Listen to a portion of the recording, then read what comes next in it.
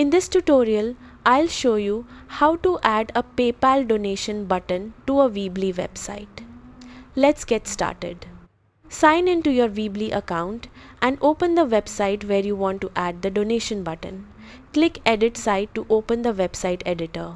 In the editor, make sure you're on the Build tab.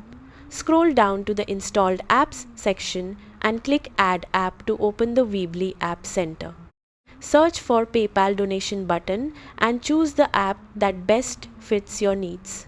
Click Add to install it.